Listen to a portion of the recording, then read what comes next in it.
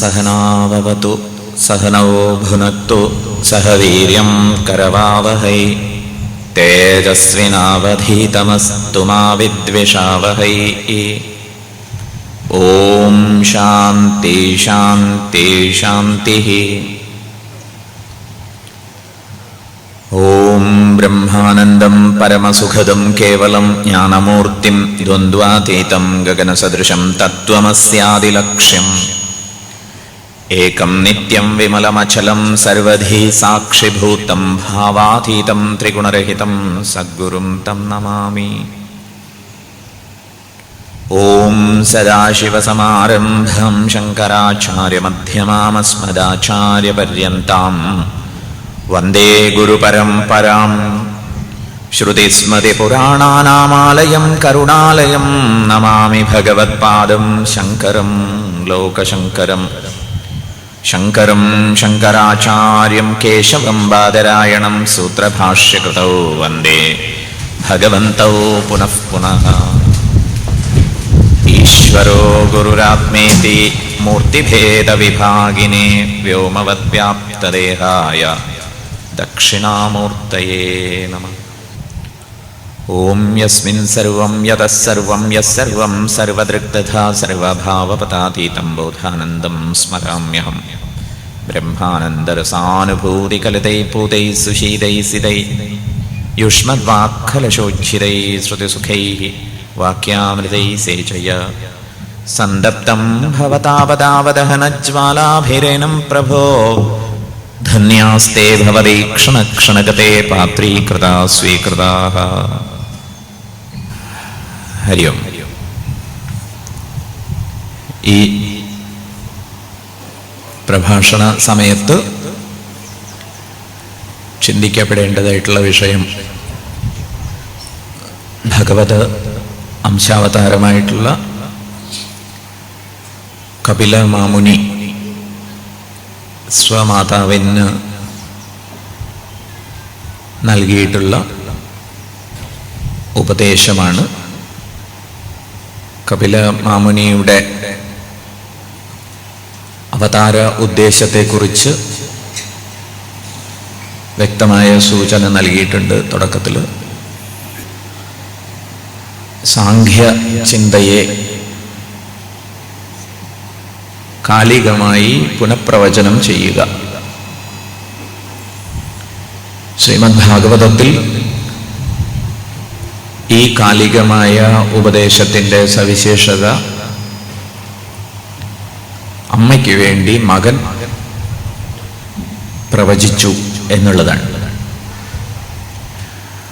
അതിൻ്റെതായ ലാളിത്യവും സൗകുമാര്യതയും എന്നാൽ ആശയ ഗാംഭീര്യത്തിന് ചോർച്ചയില്ല എന്നുള്ള ഗൗരവവും നമുക്കേവർക്കും ആവർത്തിച്ച് ആസ്വദിക്കാൻ സാധിക്കട്ടെ. ദേവഹൂതി മാതാവ് ഭർത്താവിൻ്റെ സാന്നിധ്യത്തെ, അറിവിനെ, അനുഗ്രഹത്തെ പ്രയോജനപ്പെടുത്തുന്ന കാര്യത്തിൽ പരാജയപ്പെട്ടു എന്ന് തിരിച്ചറിഞ്ഞു. ഇത്തരത്തിലുള്ള തിരിച്ചറിവുകൾ അനുഗ്രഹമായി അതാത് അവസരങ്ങളിൽ നമുക്കൊക്കെ ഉണ്ടായിരുന്നെങ്കിൽ തീർച്ചയായിട്ടും ജീവിതത്തെ പുനരാസൂത്രണം ചെയ്യാൻ നമുക്ക് ഏവർക്കും സാധിക്കും. ജീവിതത്തെ ആസൂത്രണം ചെയ്യുക. നമ്മളെല്ലാവരും ജീവിതത്തിൻ്റെ ഒരു പ്രത്യേക അജണ്ട ആരൊക്കെയോ നിശ്ചയിച്ചത് നിർബാധം നിർവഹിച്ചു പോകാൻ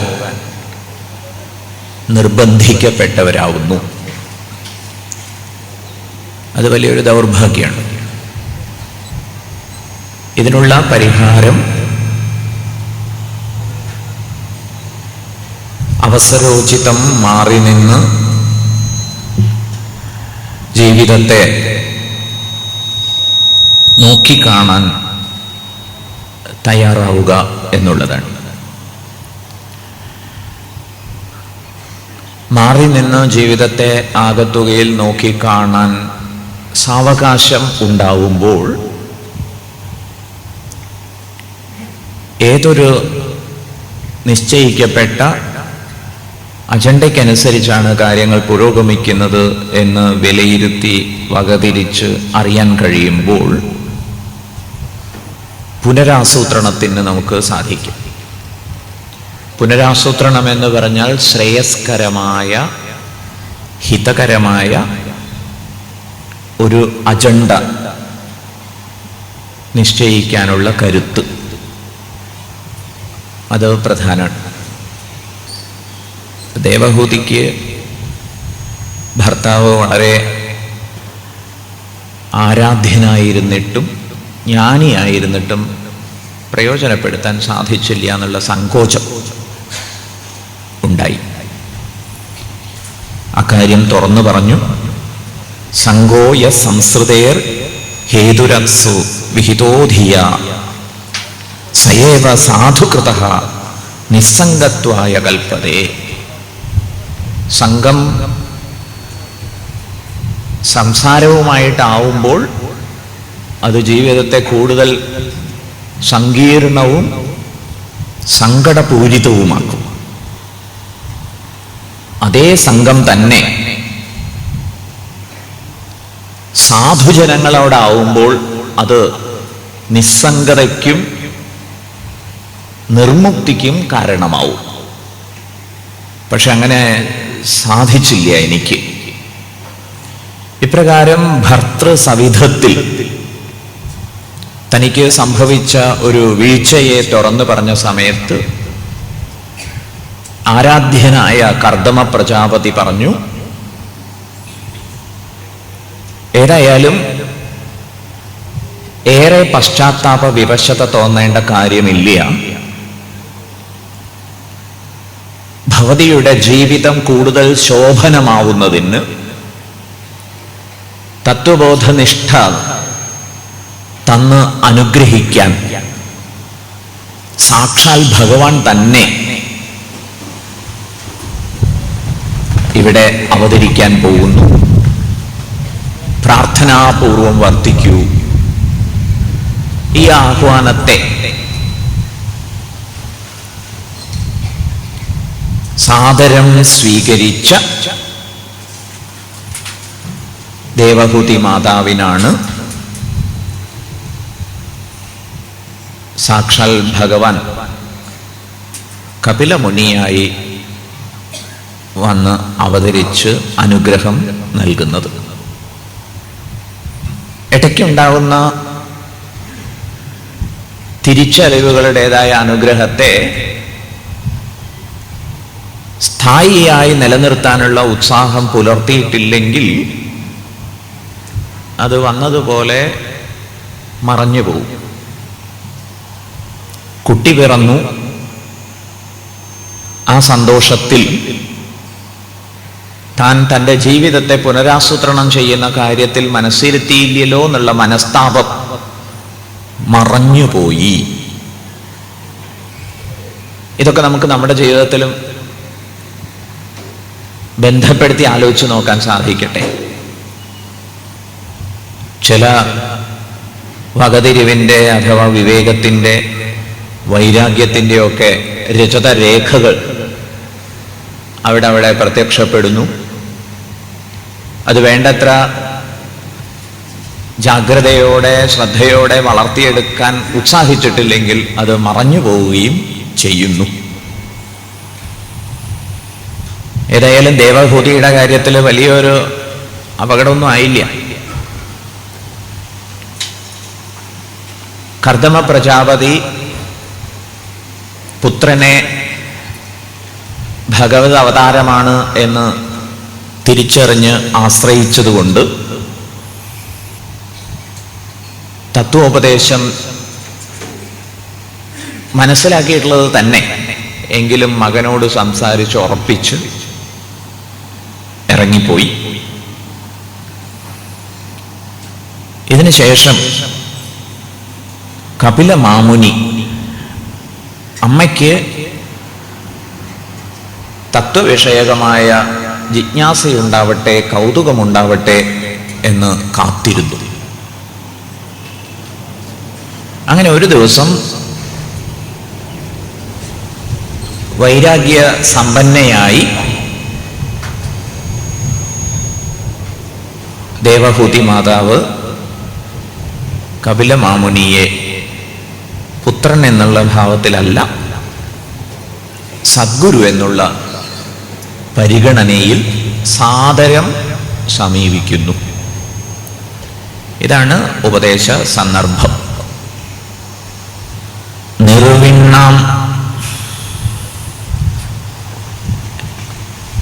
വല്ലാത്ത മുഴക്കിടക്കിടക്കേ വന്നുകൊണ്ടേയിരിക്കണം, സംസാരിക്കാനൊരു പ്രയാസം. ഹരി ഓം. നിർവിണ്ണാം നിതരാം ഭൂമൻ അസദിന്ദ്രിയതർഷണാത് യേന സംഭാവ്യമാനേന പ്രപന്നാന്ധം തമപ്രഭോ എന്ന് അമ്മ വന്ന് മകന്റെ മുന്നിൽ ഒരിക്കൽ കൂടി അനുഗ്രഹീതമായി ലഭിച്ച വൈരാഗ്യഭാവത്തെ പ്രകാശിപ്പിക്കുന്നു. നേരത്തെ വന്നു പോയതാണ്, ഇപ്പൊ വീണ്ടും വന്ന് അനുഗ്രഹിച്ചു. ഞാൻ വാസ്തവത്തിൽ ഇന്ദ്രിയ വിഷയങ്ങളെ പ്രാപിച്ച് തൃപ്തിയടയാമെന്നുള്ള മോഹാവേശം കൊണ്ട് ഒട്ടേറെ യാത്ര ചെയ്തു, തളർന്നു. ഇനി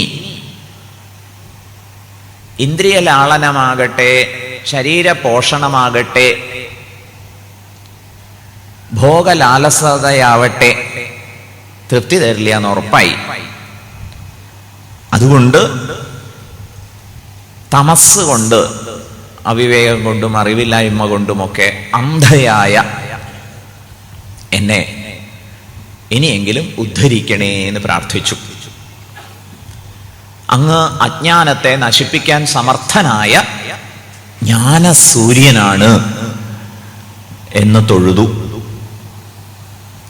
ഞാൻ ശരീരമാണെന്നും ഇവരൊക്കെ എൻ്റെ ബന്ധുക്കളാണെന്നും ഒക്കെ ചിന്തിപ്പിക്കുന്നതാണ് അജ്ഞാനം.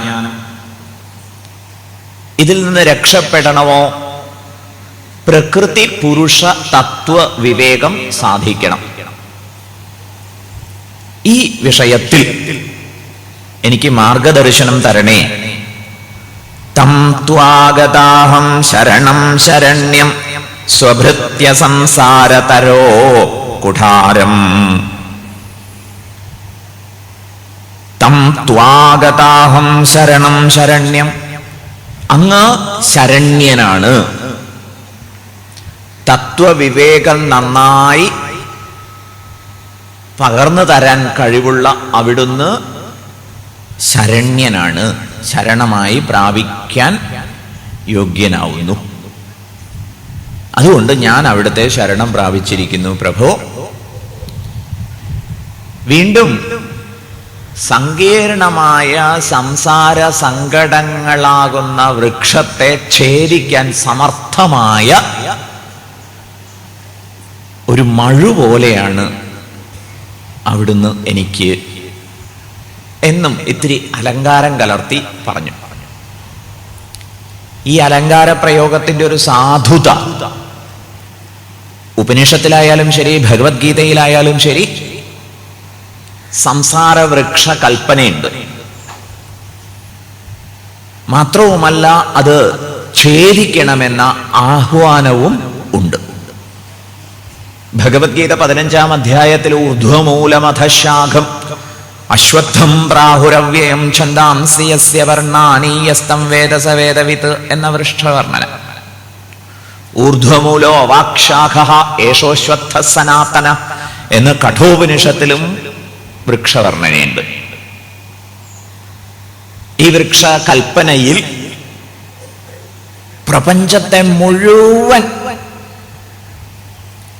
ചേർത്ത് വെച്ച് അന്വയിച്ച് നമുക്ക് ഇത് മുറിക്കപ്പെടേണ്ടതാണ് എന്ന നിർദ്ദേശത്തെ നിശ്ചയമാക്കി മാറ്റാൻ കഴിയും.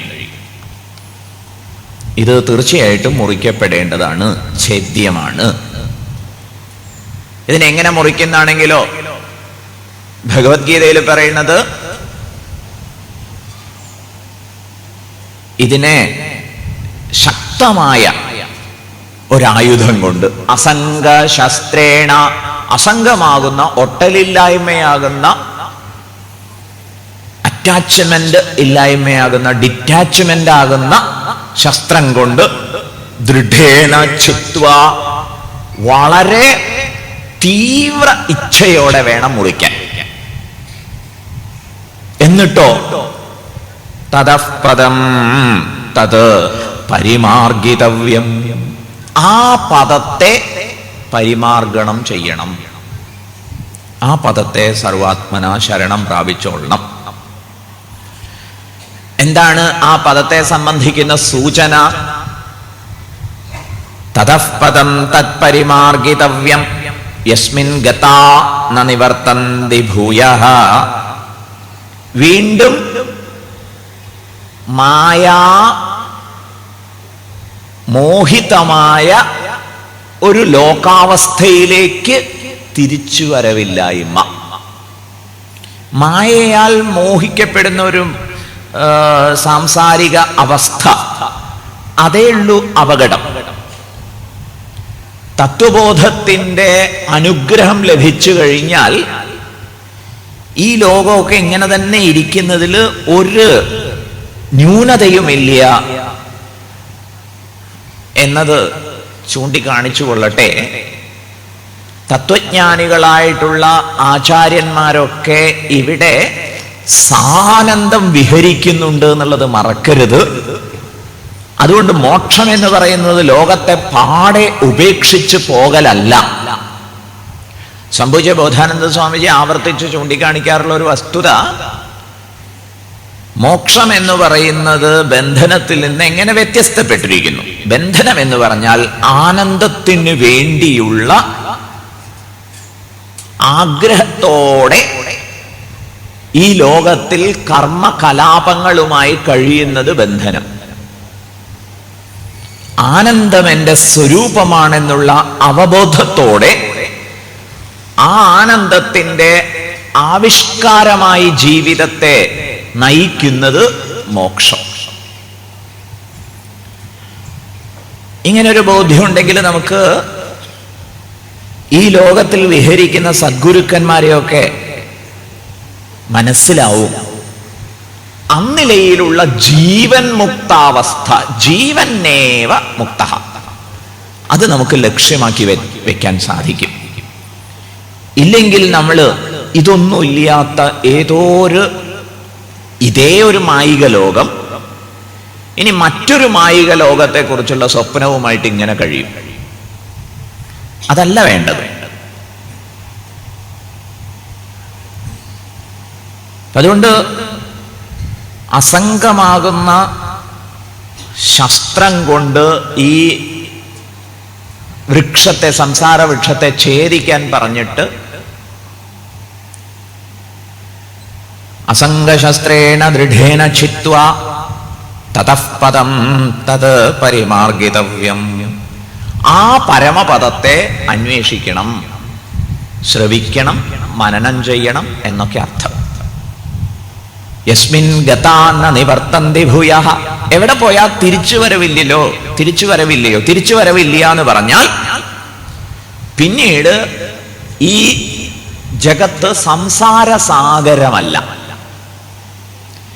ശ്രീനാരായണ ഗുരുദേവന്റെ ദൈവദശകം എന്ന കൃതിയിൽ തുടങ്ങുന്നത് ദൈവമേ കാത്തുകൊള്ളുകങ്ങ് കൈവിടാതിങ്ങു ഞങ്ങളെ നാവികൻ നീ ഭവാബ്ധിക്കൊരു ആവിവൻ തോണി നിൻപദം എന്നൊക്കെ പറഞ്ഞിട്ടാണ്. പക്ഷേ അവസാനിപ്പിച്ചിരിക്കുന്നത്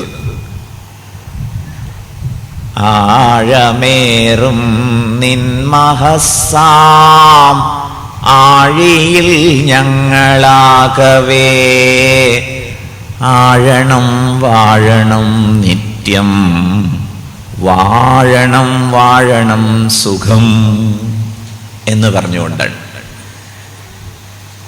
പഠിതാക്കളെ സംബന്ധിച്ചിടത്തോളം ഇത് തന്നെയാണ് അവസ്ഥ. തുടങ്ങുന്നത് ഈ സംസാര സാഗരത്തിൽ നിന്ന് മുക്തി തരണമേ എന്ന് പ്രാർത്ഥിച്ചിട്ടാണ്. ഒടുവിൽ എന്താ റിയലൈസേഷൻ? ഇത് സംസാര സാഗരമൊന്നുമല്ല, പിന്നെയോ ആനന്ദ സംവിത്ത് സാഗരം. സംവിത്ത് എന്ന് പറഞ്ഞാൽ ബോധം എന്നർത്ഥം. അറിവിന്റെ ആനന്ദ സാഗരമാണ് ഇത്. ഇവിടെ നിന്ന് രക്ഷപ്പെടണമെന്ന് ആഗ്രഹിക്കുന്നതേ അന്യായം. ആഴണം വാഴണം നിത്യം വാഴണം വാഴണം സുഖം. ഇവിടെ ഞങ്ങൾ ആനന്ദമായിട്ട് കഴിയാൻ ഇടവരട്ടെ. വീണ്ടും സുഹൃതികളെ കുറിച്ച്, സൂരികളെ കുറിച്ച് നാരായണ ഗുരുദേവൻ പറയുന്നിടത്തും തണ്ടാരിൽ വീണു മധു ഉണ്ടാരമിക്കുമൊരു വണ്ടാണു സൂരി സുഹൃതി എന്നാണ് ചൂണ്ടിക്കാണിക്കുന്നത്. ഉണ്ടാകയില്ലറിവഖണ്ഡാനുഭൂതിയിലെഴും തണ്ടാരിൽ വീണു മധു ഉണ്ടാരമിക്കുമൊരു വണ്ടാണു സൂരി സുഹൃതി. അഖണ്ഡമായ അറിവിന്റെ അനുഗ്രഹത്താൽ ഈ പ്രപഞ്ചം വിരിഞ്ഞു നിൽക്കുന്ന ഒരു താമരയായി അതിലെ അദ്വൈത മകരന്തം നുകർന്ന് വർത്തിക്കുന്ന സുഹൃതിയാകുന്നു, സൂര്യയാകുന്നു, പണ്ഡിതനാകുന്നു തത്വജ്ഞാനി. അതുകൊണ്ട് നമുക്ക് എവിടേക്കെങ്കിലും ഒക്കെ ഓടി രക്ഷപ്പെടുന്നതിനെ കുറിച്ചുള്ള ചിന്ത മാറ്റിവെക്കാം. ഭഗവാൻ അർജുനൻ അങ്ങനെ ഒരു ആവശ്യം ഉന്നയിച്ച സമയത്ത് അനുവദിച്ചിട്ടില്ല. എവിടേക്കും പോണ്ട, ഇവിടെ തന്നെ നിൽക്കുക, യുദ്ധം ചെയ്യുക എന്ന് പറഞ്ഞു കൊടുത്തതും നമേ പാർത്ഥാസ്തി കർത്തവ്യം ത്രിഷു ലോകേഷു കിഞ്ചന നാനവാപ്തമവാപ്തവ്യം. എനിക്ക് 3 ലോകങ്ങളിലും ഒന്നും നേടാനില്ല, നഷ്ടപ്പെടുമെന്ന ഭയത്തിനും ന്യായമില്ല. എങ്കിലും ഞാൻ കർമ്മം ചെയ്യുന്നു, കർമ്മരംഗത്ത് തന്നെ വർത്തിക്കുന്നു എന്ന് ചൂണ്ടിക്കാണിച്ചു കൊടുത്തതുമൊക്കെ നമുക്ക് ചേർത്ത് വെച്ച് വായിക്കാനും പഠിക്കാനും മനനം ചെയ്യാനും സാധിക്കട്ടെ. ഇപ്പൊ ഈ സംസാര വൃക്ഷഛേദനത്തിന് അസംഗമാകുന്ന ശസ്ത്രം കൊണ്ട് മുറിക്കുന്ന മുറിക്കൽ എങ്ങനെയാണ്? സംഘത്തെ ഒഴിവാക്കുക. അത് തന്നെയാണ് വാസ്തവത്തിൽ വൃക്ഷഛേദനം. അതിനുള്ള കുഠാരമാണ്, അതിനുള്ള യോഗ്യമായ ഒരു മഴുവാണ്, സമർത്ഥമായ മഴുവാണ് അവിടുന്ന് എന്ന് അമ്മ മകനെ ചൊല്ലി സ്തുതിച്ചു. എന്നിട്ട് പറഞ്ഞു, എനിക്ക് അധ്യാത്മയോഗം പറഞ്ഞു തരണം. ഇപ്പൊ കപില മാമുനി പറഞ്ഞു, പണ്ട് ഞങ്ങൾ ഋഷീശ്വരന്മാർക്കൊക്കെ പറഞ്ഞു കൊടുത്തത് അമ്മയ്ക്കും പറഞ്ഞു തരാം. എന്താ അധ്യാത്മയോഗം? ഞാൻ ആത്മാവാണ് എന്ന ബോധ്യം നേടുന്നത് അധ്യാത്മയോഗം. മനോബുദ്ധ്യഹങ്കാര ചിത്താണിനാഹം. ഇപ്രകാരമുള്ള ഒരു ദാർഢ്യമാണ് വിചാരത്തിൽ നമ്മൾ കൊണ്ടുവരേണ്ടത്. മനോബുദ്ധി അഹങ്കാര ചിത്താനി നാഹം. അഹം മനഃ ബുദ്ധി അഹങ്കാര ചിത്ത ന. ഞാൻ ഇതൊന്നും അല്ല. അതൊരു വലിയ ലിസ്റ്റ് തന്നെയാണ്. ആ ലിസ്റ്റിന്റെ പ്രത്യേകത എന്താണ്? ഇന്ന് നാം എന്തൊക്കെയാണ് ഞാൻ എന്ന് ധരിച്ചിരിക്കുന്നുവോ അതൊന്നും അല്ല. ഇതിങ്ങനെ നിഷേധിച്ചാൽ തന്നെ ധാരാളമായി. എന്താണ് എന്നതിനെ കുറിച്ച്, ഞാൻ വാസ്തവത്തിൽ എന്താണ് എന്നതിനെ കുറിച്ച് ചിന്തിക്കാനും സാധ്യമല്ല, പറയാനും സാധ്യമല്ല. അതിന് എന്റെ അവിടെ വേണ്ടു ജനനീ വാഴ്ത്തുവാനുമരുതേ. അതിനെക്കുറിച്ച് നിശബ്ദത പാലിക്കാനേ പറ്റുള്ളൂ. ആയിക്കോട്ടെ, ബാക്കിയെല്ലാം നിഷേധിക്കാൻ നമുക്ക് സാധിക്കും. അങ്ങനെ ഒരു നിഷേധത്തിന്റെ യാത്ര അത് നിരന്തരം ചെയ്യാം. അപ്പൊ സ്വരൂപ അവസ്ഥിതി ഉണ്ടാവും. ഇത് ഭക്തിമാർഗവുമാണ്. അതുകൊണ്ടാണ് ശങ്കര ഭഗവത്പാദർ വിവേക ചൂടാമണിയിൽ മോക്ഷ സാധന സാമഗ്രിയാം ഭക്തിരേവ ഗരീയസി എന്ന് പുകഴ്ത്തിയത്. മോക്ഷസാധന സാമഗ്രികളിൽ ഭക്തിയാകുന്നു ഏറ്റവും ശ്രേഷ്ഠയായിട്ടുള്ള വഴി. എന്താണ് ഭക്തി? സ്വസ്വരൂപാനുസന്ധാനം ഭക്തിരിത്യഭിധീയത്തെ. സ്വന്തം സ്വരൂപത്തെ എല്ലാ മിഥ്യാധാരണകളെയും നിരാകരിച്ച് തിരിച്ചറിഞ്ഞ് ധ്യാനിക്കുന്നതാകുന്നു ഭക്തി. അധ്യാത്മയോഗത്തിൽ ശ്രദ്ധയുണ്ടാവട്ടെ എന്ന് കപിലമാമുനി അമ്മയെ ക്ഷണിച്ചു. എന്നിട്ട് നമുക്കൊക്കെ മനസ്സിലായി കിട്ടിയിട്ടുള്ള ഒരു വസ്തുതയെ ആവർത്തിച്ച് ഉദ്ബോധിപ്പിക്കുന്നു. സാമാന്യേന നമുക്ക് അറിയുന്ന കാര്യമാണ്, വിശേഷമായിട്ട് ശ്രദ്ധിക്കണം എന്നുള്ളതുകൊണ്ട് ആവർത്തിച്ചു. എന്താ പറഞ്ഞത്?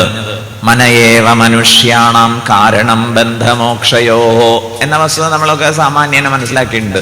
ഒക്കെക്ക് കാരണം മനസ്സാണ്.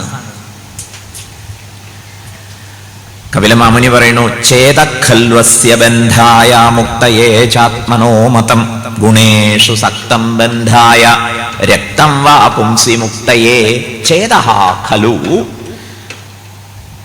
അസ്യ ബന്ധായ മുക്തയേ ച ആത്മനോ മതം. ചേതസ്സാണ്, മനസ്സാണ് ബന്ധനത്തിനും മുക്തിക്കും കാരണം. എപ്പോൾ മനസ്സ് ബന്ധന കാരണമാകുന്നു? എപ്പോൾ മുക്തിക്ക് നിദാനമാവുന്നു? ഗുണേഷു സക്തം ബന്ധായ, ത്രിഗുണങ്ങളുമായി ചേർന്നിരിക്കുന്നുവോ അപ്പോൾ മനസ്സ് നമുക്ക് ബന്ധനത്തെ സമ്മാനിക്കും. ത്രിഗുണ വിമുക്തമായ മനസ്സുണ്ടോ മുക്തിയായി. എത്ര ലളിതം! ഇവിടെ ത്രിഗുണം എന്ന് പറയുന്നത് സത്വത്തെയും രജസ്സിനെയും തമസ്സിനെയും ഉദ്ദേശിച്ചാണ്. അതിൻ്റെ സകല ഭാവപ്രകടനങ്ങളെയും അവിടെ പരിഗണിക്കണം. സകല ഭാവപ്രകടനങ്ങളിൽ സകല ആവിഷ്കാരങ്ങളെയും എന്ന് പറഞ്ഞാൽ ഈ മൂന്ന് ഗുണങ്ങൾ ചേർന്ന് സകല വിഷയലോകവുമായി നമ്മുടെ മുന്നിൽ വിരിഞ്ഞ് പരിലസിക്കുന്നുണ്ട്, നിറഞ്ഞ് നൃത്തമാടുന്നുണ്ട്. അതിലാണ് പെട്ടുപോകുന്നത്. അപ്പൊ മനസ്സിന് അങ്ങനെ ഒരു ആവേശമുണ്ട് എന്ന് പറയാം.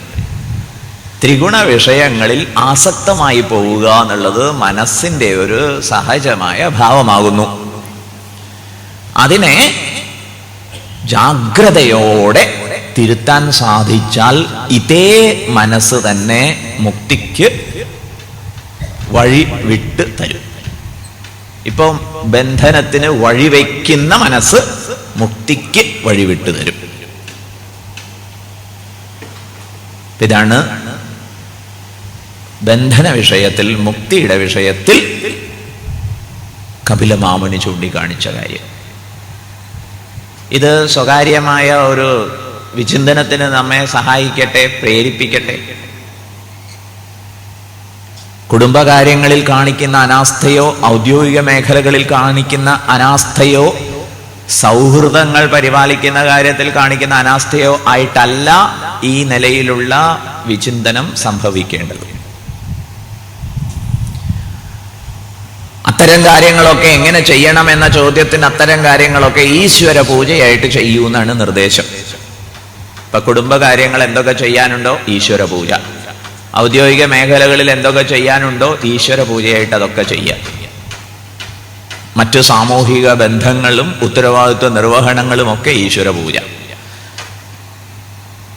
അത് ഈശ്വര പൂജയാണ് എന്ന് നിശ്ചയിച്ചു കഴിഞ്ഞാൽ നമുക്ക് വലിയൊരു സമയലാഭം ഉണ്ടാവും, സംശയമില്ല.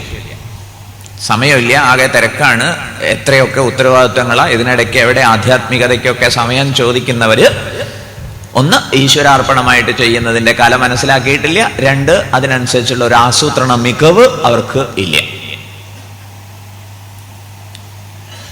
അവര് വാസ്തവത്തിൽ എന്തൊക്കെയോ ചെയ്തു കൂട്ടുന്നു എന്ന് തന്നെയുള്ളൂ. അവരുടെ എല്ലാ മേഖലകളിലും അതിൻ്റെതായ കുറവുണ്ടാവുകയും ചെയ്യും. ഈശ്വരാർപ്പണ ബുദ്ധിയുടെ കല വശമാക്കിയവരെ സംബന്ധിച്ചിടത്തോളം അവർ ചെയ്യുന്നതിലൊക്കെ അതിൻ്റെതായ പൂർണ്ണതയുണ്ടാവും, മികവുണ്ടാവും, നിറവുണ്ടാവും. മാത്രമല്ല ആധ്യാത്മിക ചിന്തനത്തിന് സമയവും ഉണ്ടാവും. അപ്പൊ ഒന്നിൽ നിന്നും ഒളിച്ചോടേണ്ട കാര്യമില്ല, സകല ഉത്തരവാദിത്വങ്ങൾ നിർവഹിക്കുക, ഒപ്പം തന്നെ സ്വകാര്യമായി ചെയ്യേണ്ട ഒരു വിചിന്തനം. മാറി നിന്നിട്ട് എൻ്റെ മനസ്സ് ത്രിഗുണാത്മകമായ വിഷയലോകത്തിൽ എത്രത്തോളം ആസക്തമായിരിക്കുന്നു, എൻ്റെ ഉള്ളിൽ അനസ്യൂതം വരുന്ന ചിന്തകളൊക്കെ എങ്ങനെ താതാത്മ്യങ്ങളിൽ ഏർപ്പെട്ടിരിക്കുന്നു, അതുപോലെ തന്നെ ആഗ്രഹങ്ങളാൽ സ്വാധീനിക്കപ്പെട്ടിരിക്കുന്നു. ഇതൊന്ന് വകതിരിച്ചറിഞ്ഞാൽ മതി. ദിവസവും ഇതിനു വേണ്ടി ഒരു 40 മിനിറ്റ് നീക്കി വെക്കാൻ കഴിഞ്ഞാൽ, 40 മിനിറ്റും ഈ വിചിന്തനത്തിന് നീക്കി വെക്കണ്ട, 40 മിനിറ്റിൽ കുറച്ചു നേരം നാമം ജപിക്കാനും കുറച്ചു നേരം ഓംകാരം ജപിക്കാനും കുറച്ചു നേരം പ്രാണായാമം ചെയ്യാനും. പ്രാണായാമം എന്ന് പറഞ്ഞാലും സങ്കീർണമായ പ്രാണായാമം ഒന്നും അറിയില്ലെങ്കിൽ വിഷമിക്കൊന്നും വേണ്ട, ദീർഘമായി ശ്വാസോച്ഛ്വാസത്തെ ചെയ്താൽ തന്നെ ധാരാളമായി. അങ്ങനെയൊക്കെ സ്വസ്ഥമായിട്ടിരുന്ന് എന്നിട്ട് കുറച്ചു നേരം ആലോചിക്കുക, എത്രത്തോളം എൻ്റെ മനസ്സ് ത്രിഗുണാത്മക വിഷയലോകത്തിൽ ആകൃഷ്ടമാണ്, എത്രത്തോളം ഞാൻ ശരീരമാണ്, ഇന്ദ്രിയങ്ങളാണ്, മനസ്സാണ്, ബുദ്ധിയാണ് എന്നുള്ള ചിന്തകളിൽ ഞാൻ പെട്ടുപോയിരിക്കുന്നു. ചോദിക്കാനും പറയാനൊരാളുണ്ട് എന്ന് വന്നാൽ തന്നെ ഒരു അച്ചടക്കമൊക്കെ വരും. ഇത് നമ്മൾ പൊതുവെ പറയാറില്ലേ, ചോദിക്കാനും പറയാനൊക്കെ ആളില്ല എന്നുള്ള വിചാരമാണ്. അത് നമ്മുടെ ജീവിതത്തിൽ നമുക്ക് ഒരു സ്വാതന്ത്ര്യം ഉണ്ടാവണമെങ്കിൽ നമ്മൾ തന്നെ നമ്മളെക്കുറിച്ച് ചോദിക്കാൻ തയ്യാറാവണം. ത്രിഗുണങ്ങളിൽ ആസക്തമാവുമ്പോൾ ബന്ധനം വിട്ടുനിൽക്കാൻ കഴിയുമ്പോൾ മുക്തി. ഗുണാസക്തം അത് ശരീരാഭിമാനവും അതുപോലെ തന്നെ കാമ്യ വിഷയങ്ങളിലുള്ള ആസക്തിയുമായിട്ട് പ്രകടമാവുന്നു. അതിനെ ബഹിർമുഖത എന്ന് പറയും. ഈ ബഹിർമുഖതയ്ക്ക് മറുവശമായി അന്തർമുഖതയുള്ളത് ആത്മരതിയാക്കി മാറ്റാൻ കഴിഞ്ഞിട്ടില്ലെങ്കിൽ വേറൊരു പടുകുഴിയിൽ വീണതുപോലെയാണ്. ബഹിർമുഖതയ്ക്ക് വിപരീതമായിട്ട് അന്തർമുഖത എന്ന് പറഞ്ഞാൽ ഒന്നിലും ഒരു താല്പര്യവുമില്ലാത്ത ആലസ്യത്തിൻ്റെയും മടിയുടെയും ലോകത്തിലേക്ക് വീണു പോകാൻ സാധ്യതയുണ്ട്. ഒരുതരം ജഡാത്മക സമീപനം. പല സാധകരും അതിൽ പെട്ടു. അതുകൊണ്ടാണ് ഈശ്വരാർപ്പണമായ കർമ്മം അതും എപ്രകാരം വിഷയാസക്തന്മാർ വിഷയ പ്രാപ്തിക്കായിക്കൊണ്ട് അഥവാ കർമ്മഫല പ്രാപ്തിക്കായിക്കൊണ്ട് വളരെ ഭംഗിയായി ചെയ്യുന്നുവോ അതുപോലെ ചെയ്യണം എന്ന് നിർദ്ദേശിച്ചിട്ടുണ്ട്. വിദ്വാൻ യുക്ത സമാചരൻ, വിദ്വാൻ യുക്തനായിട്ട് ചെയ്യണം. എപ്രകാരം അവരാസക്തിയോടുകൂടി ചെയ്യുന്നു അതേ ആസക്തി, അതേ തീവ്രത ഉണ്ടായിക്കോട്ടെ. അനാസക്തി, അത്രയും അനാസക്തി. പക്ഷേ ചെയ്യുന്ന കാര്യത്തിൽ നോട്ടക്കുറവ് വരുത്തുന്നില്ല. വൃത്തിയായി കാര്യങ്ങൾ ചെയ്യുന്നു. എന്നിട്ട് വേണം സ്വസ്ഥമായിട്ടിരുന്ന് ആലോചിക്കാൻ. ഇല്ലെങ്കിൽ ഒരു തരം ആധ്യാത്മികത എന്ന് പറഞ്ഞു കഴിഞ്ഞാൽ ഉറക്കം തൂങ്ങലായിട്ട് മാറും. കുറച്ചു നേരം നാമം ജപിക്കാനിരിക്കും, എന്നിട്ട് അവിടെ കിടന്നു. ധ്യാനത്തിന്റെ പേരിലിരിക്കും, അവിടെ ഉറക്കം. ഉത്തരവാദിത്വങ്ങളിലേക്കൊന്നും പോവില്ല, ആസക്തി ഉണ്ടാവുന്ന ന്യായം. മനസ്സിലാവുന്നില്ലേ? അത് ദയവേത് പ്രോത്സാഹിപ്പിക്കരുത് എന്ന് പറയുക. വേറൊരു പടുകുഴി. അതുകൊണ്ട് വളരെ ആഴത്തിലുള്ള ഒരു ആധ്യാത്മിക അന്വേഷണത്തിന് അനുഗ്രഹം ലഭിച്ച സാധകൻ മറ്റുള്ളവർക്ക് വളരെ ബഹിർമുഖനാണോ എന്ന് തോന്നിപ്പോകുന്നു പറയുക. കർത്തും ശക്യത കാരയിത്തും, ചെയ്യാനും ചെയ്യിപ്പിക്കാനും ഒക്കെ സാമർഥ്യം. അങ്ങനത്തെ ഒരു സമർത്ഥനാവട്ടെ ഭക്തൻ. ഭഗവാൻ അർജുനനെ ക്ഷണിച്ചത് ലോകസംഗ്രഹമേവാപി, നിനക്കിനി ഒരു മോട്ടിവേഷനും ഇല്ല എന്ന് വിചാരിക്കുക. എനിക്കൊന്നും വേണ്ട, 3 ലോകത്തിന്റെ ആധിപത്യം തൃത്താലത്തിലാക്കി കിട്ടിയാലും എൻ്റെ ഇന്ദ്രിയങ്ങളെ ചുട്ടുപൊള്ളിക്കുന്ന ചൂടിൽ നിന്ന് എനിക്ക് മോചനം കിട്ടുമെന്ന് ഞാൻ പ്രതീക്ഷിക്കുന്നില്ല ഭഗവൻ എന്നൊക്കെ തള്ളിക്കളഞ്ഞിരിക്കുകയാണ് അർജുനൻ. ഇനി എന്തു പറഞ്ഞ് മോട്ടിവേറ്റ് ചെയ്യിക്കും? ഭഗവാൻ പറയുന്നു ലോകസംഗ്രഹമേവാപി സംപശ്യൻ കർത്തുമർഹസി. കർത്തുമർഹസി എന്നുള്ളതാണ് ഉറപ്പായിട്ടുള്ള കാര്യം. യു മസ്റ്റ് ഡു, നീ ചെയ്തേ തീരും. ചെയ്യുന്നതിനൊരു ന്യായം. ലോക സംരക്ഷയ്ക്ക് വേണ്ടി, ലോക സുരക്ഷയ്ക്ക് വേണ്ടി ചെയ്യൂ. ഈ നിലയിലുള്ള ഒരു dynamic detachment. We are very much dynamic in the field of action, at the same time detached. ഇതിനെ ഒന്നിച്ചു കൊണ്ടുവന്ന് നമുക്ക് സാധിക്കട്ടെ. സക്രിയമായ നിസ്സംഗത, വളരെ ചടുലമായി കർമ്മരംഗത്ത് വർത്തിച്ചുകൊണ്ടുള്ള നിസ്സംഗത. അല്ലാത്തതൊക്കെ റിസ്ക് എടുക്കാൻ പറ്റില്ല എന്നുള്ളതുകൊണ്ടുള്ള ഒഴിഞ്ഞുമാറ്റമൊക്കെ ആയിരിക്കാൻ സാധ്യതയുണ്ട് എന്ന് പറയാം. അപ്പൊ ഇവിടെ അടിസ്ഥാനപരമായി വേണ്ടത് വിരക്തിയാണ്. വിരക്തിയുടെ ഗുണം എന്താണ്? വിരക്തി ഭക്തിക്കും ജ്ഞാനത്തിനും കാരണമാവും. ഇങ്ങനെയാണ് കപിലമാമുനി ചൂണ്ടിക്കാണിക്കുന്നത്. വിരക്തി ഭക്തിക്കും ജ്ഞാനത്തിനും കാരണമാവും. വിരക്തി ഭക്തിക്കും ജ്ഞാനത്തിനും കാരണമാവുന്നില്ലെങ്കിൽ അത് അലസതയ്ക്കാണ് കാരണമാവുക. അത് അന്യായമാണ്. ഇപ്പൊ വിരക്തി എന്ന് പറഞ്ഞാൽ വിരോധമേ അല്ല. പിന്നെയോ വിഷയലോകത്തെ സംബന്ധിക്കുന്ന അസ്ഥാന പ്രതീക്ഷ അകന്ന വിവേകമാണ് വിരക്തി. വിഷയലോകത്തെ സംബന്ധിച്ച അസ്ഥാന പ്രതീക്ഷകളൊക്കെ അകന്നു. വിഷയലോകത്തെ സംബന്ധിച്ച ബോധ്യം എന്താണ്? ഇപ്പോൾ അനിത്യം, അസുഖം ലോകം. ഈ കാണായതൊക്കെ അനിത്യമാണ്, സുഖം തരാനൊരു കഴിവും ഇല്ലാത്തതാണ്. അനിത്യം, അസുഖം. അതുകൊണ്ട് why should I attach to it? അതുകൊണ്ട് ഞാൻ എന്തിന് ഇതൊക്കെ ആയിട്ട് സംഘം പുലർത്തണം എന്ന് എപ്പോഴും തോന്നിക്കൊണ്ടിരിക്കുന്നു. അത് വിരക്തി എന്ന് വിചാരിച്ചിട്ട് ഒന്നിനെയും ഭയപ്പെടുന്നൊന്നുമില്ല. വിഷയങ്ങൾ ഉണ്ടാവട്ടെ, ഇല്ലാതിരിക്കട്ടെ, അതെൻ്റെ സുഖദുഃഖങ്ങളെ ബാധിക്കുന്നില്ല എന്നുള്ള ഒരു ഉറപ്പ്. ഇതാണ് വിരക്തി. അപ്പൊ നമുക്ക് എന്തിലെങ്കിലുമൊക്കെ ശക്തി വേണമെന്ന് വരുമ്പോൾ ഭഗവാനെ അവതരിപ്പിച്ചു തരുന്നു. അപ്പൊ ഭഗവാനോട് ശക്തി, അതാണ് ഭക്തി. വിഷയരക്തി ഒഴിവായി ഭഗവാനിലേക്ക് അത് തിരിച്ചു വിട്ടു കഴിഞ്ഞാൽ ഭഗവാനിൽ രതി വരുന്നു. അത് ഭക്തി. സ്വാഭാവികമായിട്ടും ഭഗവാൻ ജ്ഞാനസ്വരൂപിയായതുകൊണ്ട് ജന്മാദ്യസ്യേതോന്വയാദിതരതശ്ചാർത്ഥേഷു അഭിജ്ഞസ്വരാട് എന്നിങ്ങനെയാണല്ലോ ഭഗവാനെ അവതരിപ്പിക്കുന്നത്. സത്യം പരം ധീമഹി, ആ പരമമായ സത്യത്തെ സമാശ്രയിക്കുന്നു. ധ്യാനിക്കുന്നു. അങ്ങനെയുള്ള ഭഗവാനെ സംബന്ധിക്കുന്ന അറിവ് അനിവാര്യമാവും. ഭക്തി, ജ്ഞാനം.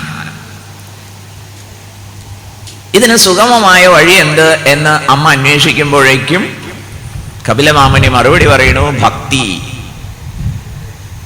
അവിടെ ഭക്തി എന്ന് പറയുന്നത് വിരക്തി കൊണ്ടുണ്ടാകുന്ന ഭഗവത്ത് വിജ്ഞാന സംബന്ധിയായ ഭക്തിയല്ല, മറിച്ച് ഭഗവാനിലേക്കുള്ള ഒരു സാമാന്യമായ ആകർഷണം.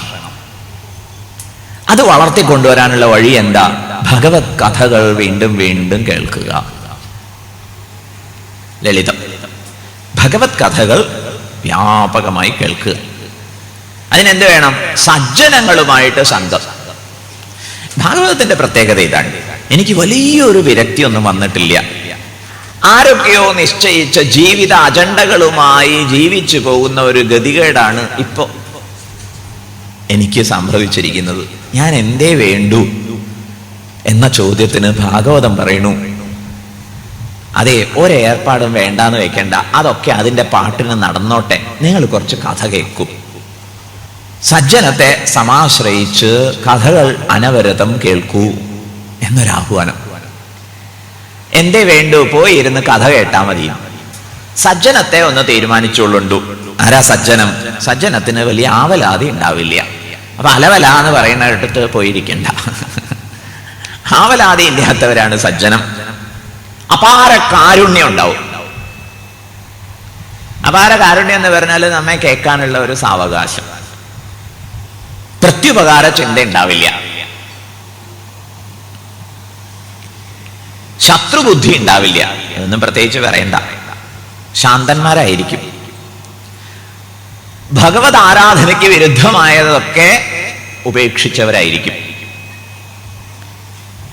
ഇങ്ങനെയുള്ള സർവസംഘ പരിത്യാഗികളെ സമീപിച്ച്, സർവസംഘ പരിത്യാഗം എന്ന് പറഞ്ഞാൽ ഒരു ഏർപ്പാടൊക്കെ മതിയാക്കി എന്നല്ല, ചെയ്യുന്ന കർമ്മങ്ങളിലൊന്നിലും ഞാൻ ചെയ്യുന്നു എന്നുള്ള ഭാവമാകട്ടെ, ഇതിൻ്റെയൊക്കെ ഫലം എനിക്ക് വേണമെന്നുള്ള വാശിയാവട്ടെ ഉണ്ടാവില്ല.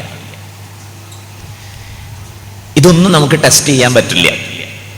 പക്ഷെ ആവലാതി ഇല്ല. ലോകത്തെക്കുറിച്ച് എന്താ അഭിപ്രായം? ഒക്കെ കൊള്ളാം എന്ന് പറയുന്നവരുടെ അടുത്ത് പോയിരുന്നാൽ അപകടമാവില്ല. മറിച്ച് ഒന്നും ശരിയല്ല, ഒന്നും ശരിയാവാനും പോകുന്നില്ല എന്നാണ് പക്ഷമെങ്കിൽ അവിടെ സമയം ചെലവഴിക്കാതിരിക്കുകയോ നല്ലത്. കാരണം ആ ബോധ്യപ്പം നമുക്ക് ഓൾറെഡി ഉണ്ടല്ലോ. ഇനിയിപ്പോൾ അത് ആരുടെ ഒന്നും പഠിക്കേണ്ട കാര്യമില്ല. ഇപ്പൊ ലളിതമായി ആവലാതി പറയാത്ത, നമ്മെക്കുറിച്ച്, നമ്മുടെ ഒരു ശ്രേയസിനെ കുറിച്ച് ചിന്തിക്കുന്നവരുടെ സവിധത്തിലൊക്കെ പോയിട്ട് ഭഗവാന്റെ കഥ പറയുക. അങ്ങനെ ബഹുപ്രകാരം വായിക്കാന്നുള്ള സൗകര്യവും ഇപ്പോഴുണ്ടല്ലോ, അതും പ്രയോജനപ്പെടുത്താം. ഇങ്ങനെ കഥാശ്രവണം കൊണ്ട് ഭഗവാനിൽ ഭക്തി ഉണരും. ഇങ്ങനെ ഒരു ഭഗവാൻ കാരുണ്യമൂർത്തി എന്നുള്ള ചിന്ത വരുമ്പോ പിന്നെ രണ്ട് രീതിയിൽ വിരക്തി വരും. ഒന്ന്, ഈ കാണായതൊക്കെ ആ ഭഗവാന്റെ തന്നെ വിലാസമാണല്ലോ എന്ന തോന്നല്. മറ്റൊന്ന്, ഈ കാണുന്നതൊക്കെ കൊള്ളാമെങ്കിൽ അത് ഭഗവാൻ ഇരിക്കട്ടെ എന്ന് സമർപ്പിക്കാനുള്ള ചിന്ത. രണ്ടും വിരക്തിയുടെ ലക്ഷണമാണ്. മനസ്സിലാവുന്നില്ലേ? ഇപ്പൊ കഥ കേൾക്കുമ്പോൾ ഒന്നുകിൽ ആ ഭഗവാൻ നമ്മുടെ ജീവിതത്തിന്റെ ഒരു നേതൃസ്ഥാനത്തേക്ക് ഉയരുകയാണ്.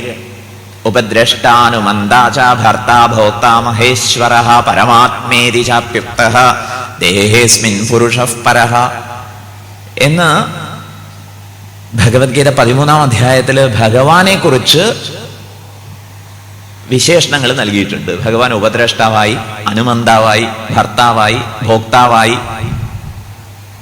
പരമാത്മാവായി എന്നൊക്കെ വർണ്ണിച്ചിട്ടുണ്ട്.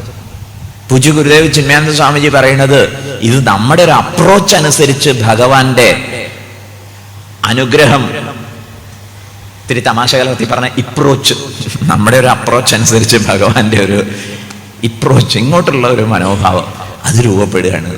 ഭഗവാൻ അനുഗ്രഹിക്കാൻ, ഭഗവാൻ നിരന്തരം അനുഗ്രഹിച്ചുകൊണ്ടിരിക്കുകയാണ്. നമ്മൾ നമ്മുടെ കവാടങ്ങൾ അടച്ചിട്ടത് കൊണ്ട് ലഭ്യമാവുന്നില്ല. അപ്പൊ കവാടം തുറക്കുന്നത് പോലെയാ. കുറച്ചൊക്കെ ഒന്ന് തുറന്നു വയ്ക്കുമ്പോഴേക്ക് ഭഗവാൻ ഉപദ്രഷ്ടാവായി. ഉപദ്രഷ്ടാവുക എന്ന് പറഞ്ഞാൽ ഗുരുദേവ് ചിന്മയാനന്ദ സ്വാമി തന്നെ ചൂണ്ടിക്കാണിച്ചിട്ടുള്ള ഒരു ദൃഷ്ടാന്തം എന്താ വെച്ചാൽ, കുട്ടികളെ ഭക്ഷണം കഴിക്കാൻ വേണ്ടി നിർബന്ധിച്ച് വിളിച്ചിട്ടും തിരിഞ്ഞു നോക്കാതെ കളിയിൽ തന്നെ മുഴുകിയിരിക്കുന്ന സമയത്ത് അമ്മ വിളി മതിയാക്കും. എപ്പോഴാ നിനക്ക് വിശക്കണേ ചാപ്പ വന്ന് കഴിച്ചോ എന്നിങ്ങനെ താടിക്ക് കൈയും കൊടുത്ത് നോക്കിയിരിക്കില്ലേ ഉപദ്രഷ്ട. കുറച്ചുകൂടി സമർപ്പിക്കാവുമ്പോഴോ ഭഗവാൻ അനുമന്താവും. നമുക്കിങ്ങനെ അനുമതിയും അനുഗ്രഹവും ഒക്കെ തരുന്ന കൂട്ടത്തിൽ ചിലപ്പോൾ പറയും അത് വേണ്ട കേട്ടോ, മനസ്സിലാകുന്നില്ലേ? കുറച്ചു കഴിഞ്ഞാൽ ഭർത്താവ് എന്ന് പറഞ്ഞാൽ ഇനിയിപ്പോ താനൊന്നും ആലോചിച്ച് തീരുമാനിക്കുകയൊന്നും വേണ്ട, അതൊക്കെ വഷളാവണത് മനസ്സിലാവണ്ടല്ലോ, ഞാൻ പറയാം അതുപോലെ ചെയ്താൽ മതി. നമ്മുടെ മുഴുവൻ കൺട്രോളും ഭർത്താവായി ഭഗവാൻ അനുഗ്രഹിക്കുന്നു എന്ന് പറയും. ഇങ്ങനെ ക്രമത്തിൽ സംഭവിക്കും. അതിന് നമുക്ക് സാവകാശം ഉണ്ടാവട്ടെ എന്ന് പറയാം. സത്സംഗങ്ങളിൽ പങ്കെടുക്കുന്നത് കൊണ്ട്, സ്വാധ്യായം ചെയ്യുന്നത് കൊണ്ട് ഭഗവാൻ നമ്മെ ഉപദ്രഷ്ടാവായും അനുമന്താവായും ഭർത്താവായും ഭോക്താവായും പരമേശ്വരനായും ഒക്കെ അനുഗ്രഹിച്ച് തുടങ്ങും. അത് നമുക്ക് അറിയാനും കഴിയും. പണ്ടൊക്കെ വളരെ ടെൻഷനായിരുന്നു, ഇപ്പോൾ ഐ എം റിലാക്സ്ഡ് എന്ന് വിചാരിച്ചിട്ട് ഒന്നും ചെയ്യാതിരിക്കുന്നില്ല. ഇപ്പൊ പഴയതിനേക്കാൾ എത്രയോ കൂടുതൽ ടാസ്ക്, കൂടുതൽ ദൗത്യങ്ങൾ ഞാൻ ഏറ്റെടുക്കുന്നുണ്ട്. പക്ഷെ ഒക്കെ പുഷ്പം പോലെ നിർവഹിക്കുന്നു. എന്തെങ്കിലും ചോദിച്ചാൽ എന്താ നമ്മുടെ ഉത്തരം? ആ പരമേശ്വരൻ എന്നിലൂടെ നിമിത്തമാത്രം, ഞാൻ ഭഗവാന്റെ കരങ്ങളിൽ ഒരു നിമിത്തം മാത്രം, as an instrument. He does through me.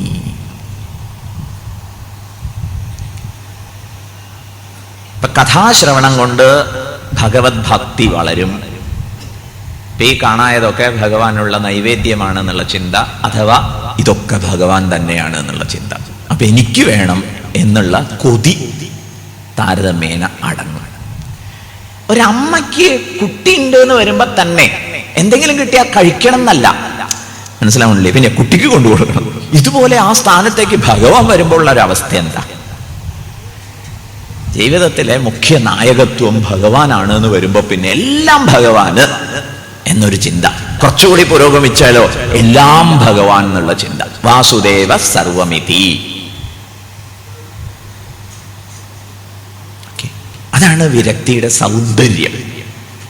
വിരക്തി എന്ന് പറഞ്ഞാൽ ഒരു തരം ഊഷരമാണെന്ന് ആലോചിച്ചു പോകരുതേ. വിരക്തി സുന്ദരമാണ്. ഇതാണ് വിരക്തിയുടെ സൗന്ദര്യം. എല്ലാം ഭഗവാന്, എല്ലാം ഭഗവാൻ. രണ്ട് തലമാണ് എന്ന് പറയും. ഇങ്ങനെ വൈരാഗ്യാധിഷ്ഠിതമായ ജ്ഞാനം കൊണ്ട് ചിത്തവൃത്തി ലയ യോഗം ഉണ്ടാവും. അത് തന്നെയാണ് ഈശ്വര ശരണാഗതിയായിട്ടുള്ള ഭക്തി. പിന്നെ ചിത്തവൃത്തികൾ നമ്മെ അലോസരപ്പെടുത്തില്ല. വൃത്തി എന്ന് പറഞ്ഞാൽ ചിന്ത. ചിത്തത്തിൽ ചിന്തകളൊക്കെ ഉണ്ടാവും. ഇപ്പൊ അത് നമ്മളെ വല്ലാതെ വേട്ടയാടുന്നു.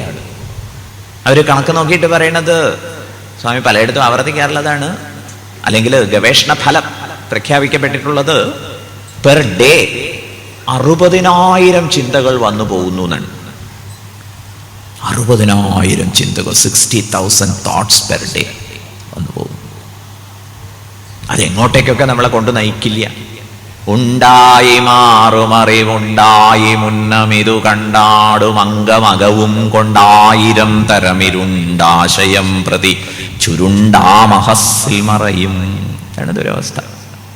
ഓരോരോ അറിവ് വരുമ്പോഴും അതുമായിട്ട് ഐഡന്റിഫൈ ചെയ്ത് അതിൽ ചുരുണ്ട് മയങ്ങി പിന്നെ അതിൽ നിന്ന് പുറത്തു വരണമെങ്കിൽ എന്തൊരു കാലതാമസമാണ്. ഇപ്പൊ നമ്മളിവിടെ ഇരിക്കുമ്പോൾ തന്നെ എല്ലാവർക്കും ഒന്നും ഇവിടെ എത്താൻ തന്നെ പറ്റിയിട്ടുണ്ടാവില്ല. ഏതൊക്കെയോ ലോകത്തിലാണ്.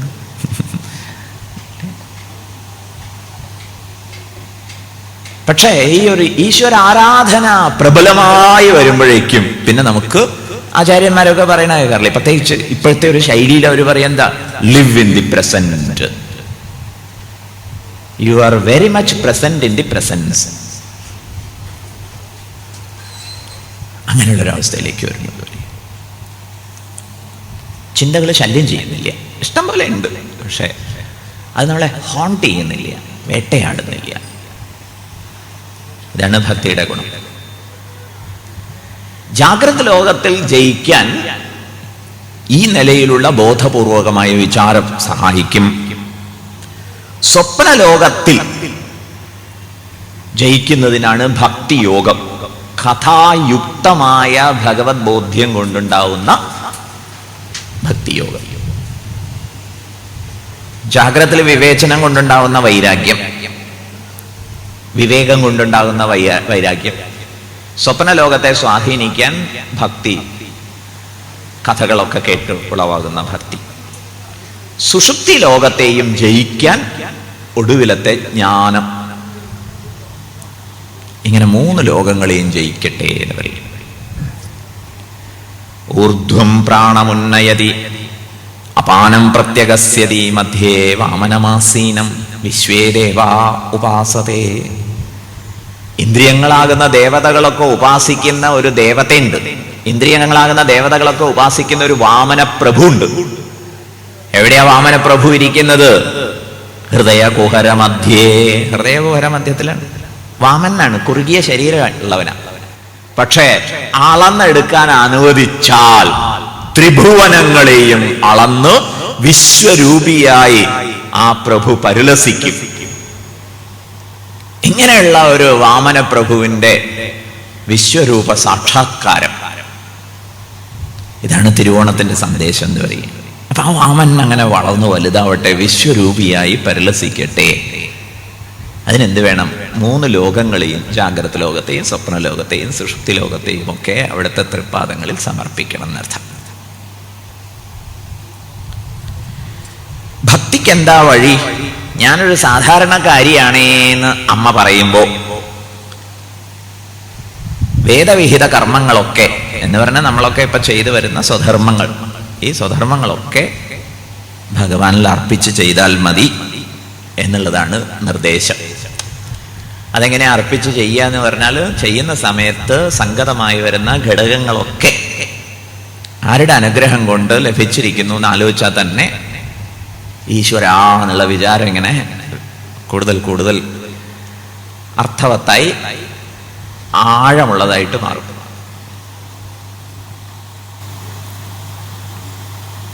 അങ്ങനെ ബോധപൂർവം കർമ്മം ചെയ്യാൻ സാധിക്കട്ടെ. ചലനങ്ങളൊക്കെ ആരാ ഇതൊക്കെ ചലിപ്പിക്കുന്നത് എന്നാലോചിക്കും.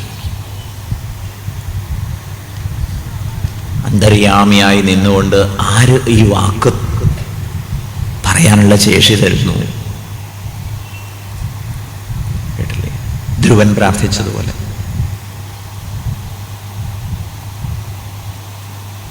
ആ നിലയ്ക്ക് എങ്ങനെ ആലോചിക്കുമ്പോൾ ഈശ്വരാർപ്പണ ബുദ്ധി എന്താ പറയുക, സരളമായി നമുക്ക് ലഭിക്കും. ഇപ്പൊ വിരളമായൊക്കെയാണ്, എന്തെങ്കിലുമൊക്കെ ബുദ്ധിമുട്ടൊക്കെ വരുമ്പോൾ ഈശ്വരാർപ്പണ ബുദ്ധി അത് സരളമാവുന്നവരെ. അന്തഃപ്രവിശ്യ മമ വാചമിമാം വദന്തി. അങ്ങനെ ഓരോ ചെയ്തിയെയും മാറിയെന്ന് നിരീക്ഷിച്ച എത്ര ഗംഭീരവും ചോദിക്കുക.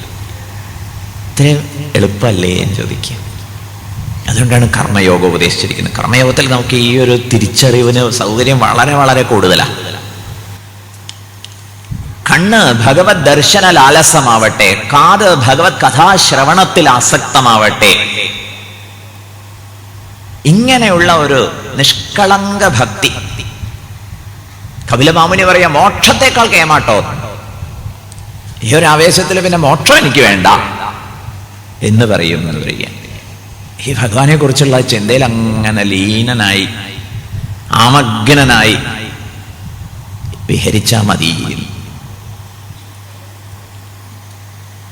ഇപ്പൊ ഭഗവത് കഥാശ്രവണം, അന്യോന്യം തത് പ്രബോധനം. മറ്റുള്ളവരോടൊക്കെ ഇത് തന്നെ പറഞ്ഞുകൊണ്ടിരിക്കുക. ഇത് തന്നെ പറഞ്ഞുകൊണ്ടിരിക്കുക എന്ന് പറഞ്ഞാൽ മറ്റൊരാളുടെ താല്പര്യത്തെ പരിഗണിച്ച് ആ വിഷയത്തെക്കുറിച്ച് സംസാരിച്ച് തുടങ്ങി ക്രമേണ ഇവിടെ എത്തിക്കുക. അതാണ് തന്ത്രം. അല്ലാതെ നിങ്ങൾ പറയാൻ തുടങ്ങിക്കഴിഞ്ഞാൽ നിങ്ങളെ കാണുമ്പോഴേക്ക് അവർ ഓടി രക്ഷപ്പെടും. ഇപ്പം തുടങ്ങുന്നത്.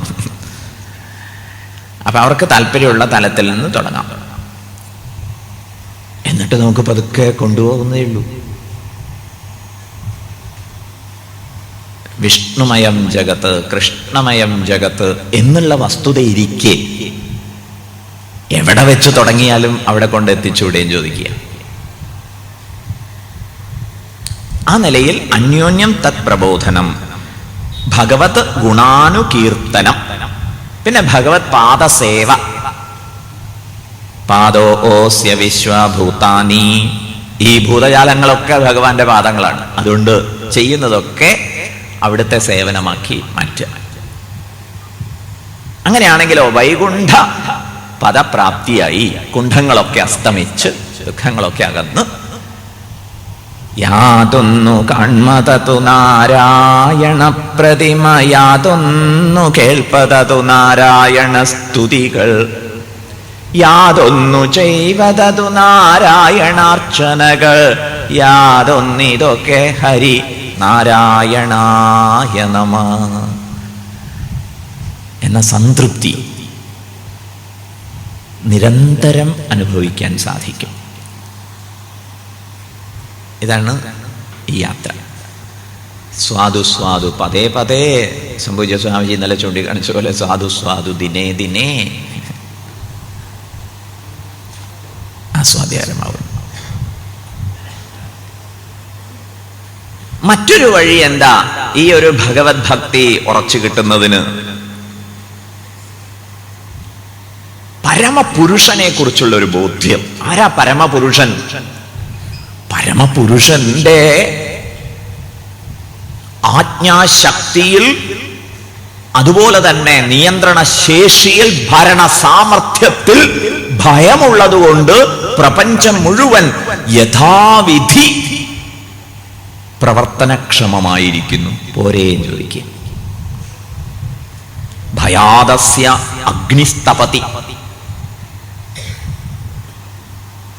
ഭയാത്തപതി സൂര്യഃ, മൃത്യുർധാവതി പഞ്ചമ ഇതി. ആ പരമേശ്വരനെ ചുറ്റിയുള്ള ഭയം കൊണ്ട് അഗ്നി തപിക്കുന്നു, സൂര്യൻ തപിക്കുന്നു, വായു ചലിക്കുന്നു, മരണവും തൻ്റെ ദൗത്യം വീഴ്ചയില്ലാതെ നിർവഹിക്കുന്നു.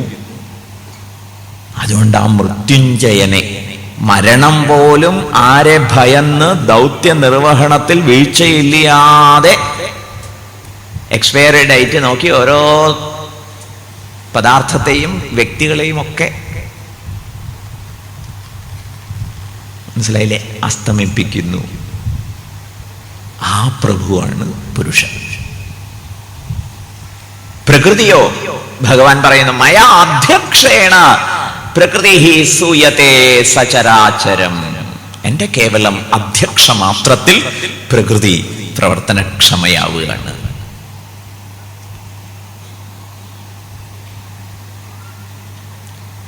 അപ്പൊ ലോകം പ്രവർത്തനക്ഷമമായിരിക്കുന്നതിനെ കണ്ട് ഈശ്വരനെ ചിന്തിക്കാൻ കഴിയുന്നത് യുക്തിഭദ്രമായ ഒരു ആശയമാണ്. അത് ആവർത്തിച്ചോർപ്പിച്ചോളൂ എന്ന് പറയും. ജന്മാദ്യസ്യത, യാതൊരു ആധാര തത്വത്തിൽ നിന്ന് ജന്മം, ആദി, ജനിയും നിലനിൽപ്പും മൃതിയും ഒക്കെ ആ പരമപുരുഷനെ ആശ്രയിക്കാം. ചുരുക്കത്തിൽ സ്ഥിതിയും രതിയും ഭഗവാനിൽ. ഇതാണ് കപിലമാമുനി നിർദ്ദേശിക്കുന്ന ഒരു സ്റ്റേറ്റ് ഓഫ് മൈൻഡ്. സ്ഥിതിയും രതിയും. ഭഗവാൻ ആധാര സത്തയാണ്, ഭഗവാൻ പ്രപഞ്ചമായി പരിലസിക്കുന്നു. അതുകൊണ്ട് ഇതിലൊക്കെ രതി, രതി ഭഗവാനോടുള്ള രതിയാണ്.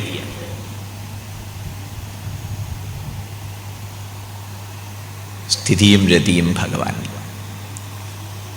ഇതിനെന്ത് വേണം? മിഥ്യാവചനം കുറയ്ക്കുക. കേട്ടില്ലേ? മിഥ്യാവചനം കുറയ്ക്കുക. ഭോഗ ധന നാസ്തിക വൈരീചരിതം കേൾക്കരുത്. വിഷയഭോഗത്തെക്കുറിച്ച് കേൾക്കുന്നത് കുറയ്ക്കുക. ധനസമൃദ്ധിയെക്കുറിച്ചും അതിൻ്റെ ഗതിവിഗതികളെക്കുറിച്ചും കേൾക്കുന്നത് കുറയ്ക്കുക. കുറയ്ക്കുക എന്ന് പറഞ്ഞാൽ അതിൽ ആസക്തമാവാതിരിക്കുക. കൈകാര്യം ചെയ്യേണ്ടി വരും തീർച്ചയായിട്ടും. ഇപ്പൊ ബാങ്കിലൊക്കെ കാഷ്യർ കാശിങ്ങനെ എണ്ണില്ലേ, തെറ്റുവരുത്തൊന്നുമില്ല.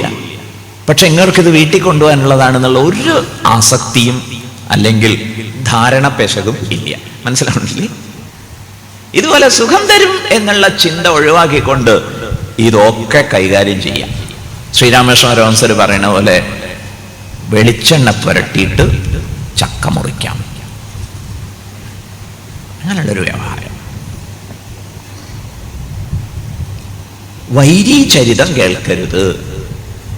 വൈരീചരിതം എന്ന് പറഞ്ഞാൽ ഒന്നും നേരെയാവില്ല എന്നുള്ള രീതിയിലുള്ള ഒരു നിരീക്ഷണം. ഞാനൊക്കെ നേരെയായത് ആലോചിച്ചാൽ ലോകത്തിൽ ആർക്കാ നേരെയാവാൻ പറ്റാത്തത്? മനസ്സിലായില്ലേ? അതുകൊണ്ട് ഒരാളെ കുറിച്ച് നമ്മൾ എഴുതി തള്ളേണ്ട കാര്യമില്ല എന്ന് പറയും. തൽക്കാലത്തേക്ക് എന്ന് ചിന്തിക്കുന്നതാണ് ഭേദം. അല്ലെങ്കിലും ഒരാളും നമ്മെ 24 മണിക്കൂറൊന്നും സ്വാധീനിക്കുന്നില്ലല്ലോ. കണ്ടു, എന്തോ പറഞ്ഞു, ആ പറഞ്ഞതിന് ആകെ എടുത്ത സമയം ഏതാനും സെക്കൻഡുകൾ മാത്രം. അതെന്തിന് നമ്മുടെ ഒരു ദിവസം നശിപ്പിക്കണം? വൈരീചരിതം നമ്മളെ സ്വാധീനിക്കാതിരിക്കട്ടെ. ധനസമൃദ്ധിയെ സംബന്ധിച്ച് ഭോഗ്യ വിഷയങ്ങളെക്കുറിച്ചുള്ള ചർച്ചകൾ നമ്മളെ സ്വാധീനിക്കാതിരിക്കട്ടെ. സ്വാധീനിക്കേണ്ടത് ഈശ്വര ചരിതം. ഇപ്പൊ വിഷയത്തിൻ്റെ മാസ്മരികതയെക്കുറിച്ചൊക്കെ കേൾക്കുമ്പോൾ നമ്മൾ ഒടുവിൽ എന്ത് തീരുമാനിക്കണം? ഇതൊക്കെ ആ പ്രഭുവിൻ്റെ മഹത്വ പ്രകടനം.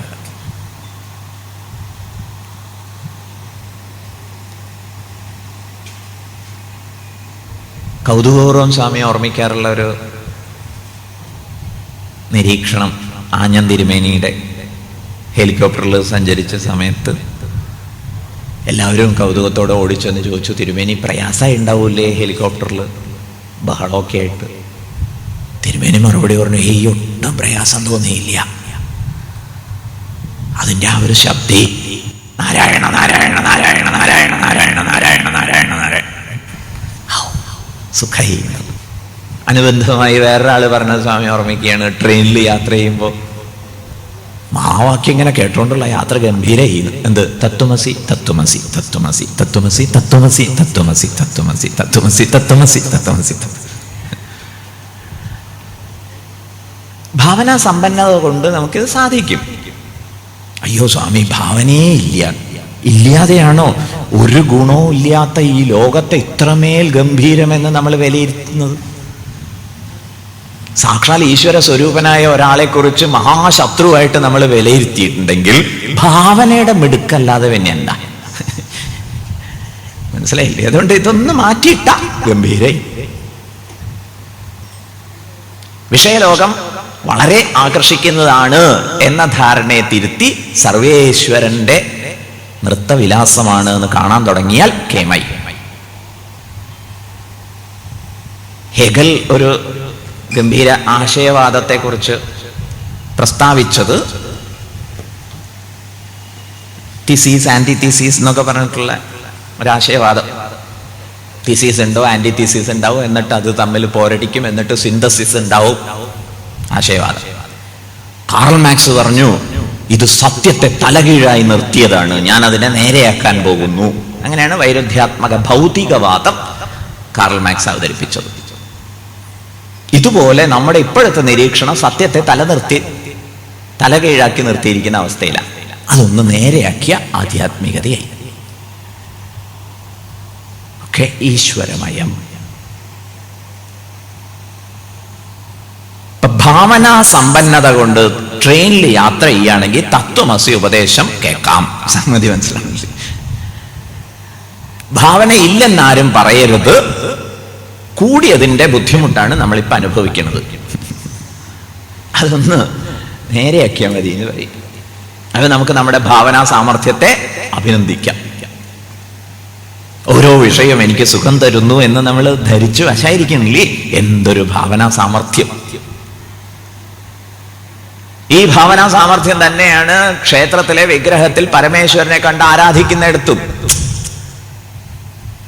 എങ്ങനെ സർവ്വവ്യാപിയും സർവശക്തനും സർവാതീതനുമായിട്ടുള്ള സർവകല്യാണ ഗുണ സമ്പന്നനായിട്ടുള്ള പരമേശ്വരൻ പ്രഭു ശ്രീകൃഷ്ണ പരമാത്മാവ് ഈ വിഗ്രഹത്തിൽ പരിമിതനായിരിക്കും എന്ന് ചോദിച്ചാൽ അതൊക്കെ എനിക്ക് അങ്ങനെയാ എന്ന് തൊഴണില്ലേയും ചോദിക്കുക. ഗ്രേറ്റ്. അത് തന്നെ വഴി എന്ന് പറയുക. ഈ പ്രപഞ്ചം മുഴുവൻ ഭഗവത് വിഗ്രഹമായി കണ്ടാൽ മതി.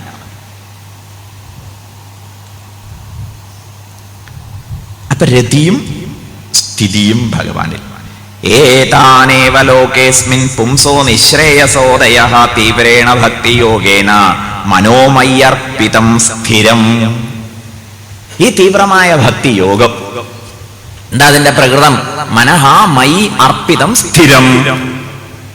എപ്പോഴും മനസ്സ് ഭഗവാൻ അർപ്പിക്കുക എന്ന് പറഞ്ഞാൽ എത്രയെത്ര മനോയാതി, ഏതേത് വിഷയങ്ങളിലേക്ക് മനസ്സ് എവിടെയൊക്കെ പോയാലും ശരി അവിടെയൊക്കെ സർവേശ്വര സാന്നിധ്യത്തെ പുഷ്കലമായി ആസ്വദിക്കാൻ സാധിക്കുക. അതുകൊണ്ട് സ്ഥിതി എന്നിൽ സ്ഥിരമാവും. ഇതിന് കുറച്ച് തത്വലക്ഷണം അറിയുന്നത് കൊള്ളാം. എന്താ തത്വലക്ഷണം? പ്രകൃതി ഗുണമുക്തിയാണ്, അജ്ഞാന ജയമാണ് മോക്ഷം. അതിന് ആത്മലക്ഷണവും പ്രകൃതിയുടെ ലക്ഷണവും അറിയണം. എന്ന് പറഞ്ഞാൽ എന്താ അർത്ഥം എന്നറിയാമോ? സാഖ്യം എന്ന് പറഞ്ഞാൽ സംഖ്യ, ഓരോന്നിനെയും പിരിച്ച് ചിന്തിക്കുക. പിരിച്ച് ചിന്തിച്ച് പിരിച്ച് പോയാൽ ഇതിനെയാണ് കണക്കെടുപ്പ് എന്ന് പറയുന്നത്. നന്നായിട്ട് കണക്ക് പഠിക്കണം. ലോകത്തിലേക്കും വെച്ച് ഏറ്റവും ഗംഭീരമായ മാത്തമാറ്റിക്സ്.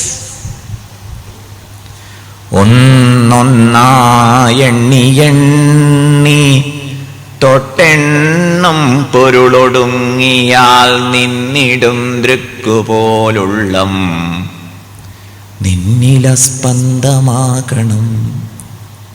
Top mathematics. ഒരു സിനിമയിലെ പ്രസിദ്ധമായ വചനമുണ്ടല്ലോ, കണക്ക് അതാണ് എല്ലാം. ശരിയാണ്, ഇതാണ് പക്ഷെ കണക്ക്. രാമകൃഷ്ണൻ ഈ കണക്കിനെ കുറിച്ച് പറഞ്ഞിട്ടുണ്ട്. എന്താ കണക്ക്? എല്ലാം വട്ടപൂജ്യം. അതിനൊക്കെ വില വേണോ? ഒന്ന് വേണം. ആ ഒന്നാരാ? ദൃക്ക്. ഇപ്പൊ ബാക്കിയെല്ലാം നള്ളിഫൈ ചെയ്യാൻ, ബാക്കി എല്ലാറ്റിനെയും നിരാകരിക്കാൻ, നിർവീര്യമാക്കാൻ, സകല പ്രകടനങ്ങളെയും നിർവീര്യമാക്കാനാണ് സാഖ്യചിന്ത. ഉപനിഷത്തില്, കേനോപനിഷത്തില് പറയുന്നുണ്ട്, ഭൂതേഷു ഭൂതേഷു വിചിത്യ ധീരഃ പ്രേത്യസ്മാൽ ലോകാത് അമൃതാ ഭവന്തി. ഓരോ ഭൂതത്തെയും എടുത്ത് വിശകലനം ചെയ്താൽ നിങ്ങൾ വേറൊരു ലോകത്തിലേക്ക് പോകുന്നു എന്ന് പറയുക. അസ്മാൽ ലോകാത് പ്രേത്യ, ഈ ലോകം വിട്ടുപോകും എന്ന് പറഞ്ഞാൽ എന്താ അർത്ഥം? നിങ്ങളുടെ കാഴ്ചപ്പാടേ മാറി. ഇപ്പൊ കാഴ്ച കൊണ്ട് ഒരുപാട് പാടുണ്ടാവുന്നുണ്ട്. അതാണ് നമ്മൾ പെടാപ്പാട് പെടേണ്ടി വരുന്നത്. കാഴ്ച കൊണ്ടുണ്ടാവുന്ന പാടുകളിൽ പെടാപ്പാടുപെടുന്ന അവസ്ഥ. പക്ഷെ ഈ കാഴ്ചപ്പാട് വന്നാൽ എന്ത്? ഓരോന്നിനെയും വിശകലനം ചെയ്ത് നോക്കിയാൽ വാസസ്സു തന്തു പഞ്ഞി ഇതാദി മൂലഭൂത പ്രഘോഷം. വസ്ത്രം എന്ന് പറയുന്നത് പഞ്ഞിയാണ്, നൂലാണ്. നൂലെന്ന് പറയുന്നത് പഞ്ഞിയാണ്. പഞ്ഞി എന്ന് പറയുന്നത് പഞ്ചഭൂതമാണ്. ഇങ്ങനെ പോയി കഴിഞ്ഞാൽ what remains? Nothing remains as such. I alone remain. കണ്ടതൊന്നും അവിടെ ഇല്ല. അതൊക്കെ നള്ളിഫൈ ചെയ്തു പോയി, പൂജ്യമായി, വട്ടപൂജ്യമായി. ഞാൻ മാത്രമുണ്ട്. ഇതിനാണ് സാഖ്യം. സംഖ്യ കണക്കാക്കുക. 3, 5 ഇങ്ങനെയാണ് കൂട്ടി കൂട്ടി കൂട്ടി പ്രപഞ്ചമാവുന്നത്. ഇതൊക്കെ ആ ഒന്നിന്റെ വിലാസം. This is style and there is stuff behind. ഇതിന്റെ പിറകിൽ സ്റ്റഫ് ഉണ്ട് എന്ന് പറയാം, സത്ത. ആ സത്തയുടെ ബഹുപ്രകാരത്തിലുള്ള പരിഷ്കാരമാണ്, പ്രകടനമാണ്, അഭിവ്യക്തിയാണ് പ്രപഞ്ചം. ഇത്രയും മനസ്സിലാക്കാനുള്ളൂ. പിന്നരയിലുള്ള സാഖ്യം. പനാദിയായി ഗുണാതീതനായി സ്വപ്രകാശസ്വരൂപമായി ജ്ഞാനസ്വരൂപമായി പരിലസിക്കുന്ന ആത്മതത്വം പ്രകൃതി മറുവശത്ത് ത്രിഗുണാധിഷ്ഠിതം. ഭഗവാൻ ഈ പ്രകൃതിയെ സൃഷ്ടിക്ക് വേണ്ടി പ്രയോജനപ്പെടുത്തുന്നു. ഇതാണ് സംബന്ധം. ഭഗവാനും പ്രകൃതിയിലുള്ള സംബന്ധം എന്താണ്? മയാ തദമിദം സർവം ജഗദവ്യക്തമൂർത്തിനാമസ്ഥാനി സർവഭൂതാനി നചാഹം ദേശവസ്ഥിതഃ നചമസ്ഥാനി ഭൂതാനി. എല്ലാറ്റിലും ഞാൻ വ്യാപിച്ചിരിക്കുന്നു, എല്ലാം എന്നിലാണ് സ്ഥിതി ചെയ്യുന്നത്, ഞാൻ അവയിൽ സ്ഥിതി ചെയ്യുന്നില്ല, അവ എന്നിലും ഇല്ല. ഇങ്ങനൊരു ബന്ധം. കയറിൽ പാമ്പ് വർത്തിക്കുന്നത് പോലെ പരമേശ്വരനിൽ പ്രപഞ്ചം വർത്തിക്കുന്നു. ഇതറിഞ്ഞ് വർത്തിച്ചാൽ ആനന്ദ നർത്തനമായി ജീവിതം മാറ്റാം.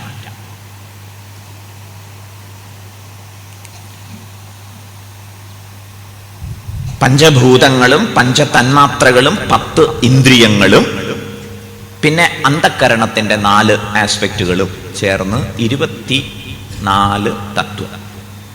കാലത്തെയും കൂടി ചേർത്താൽ 25.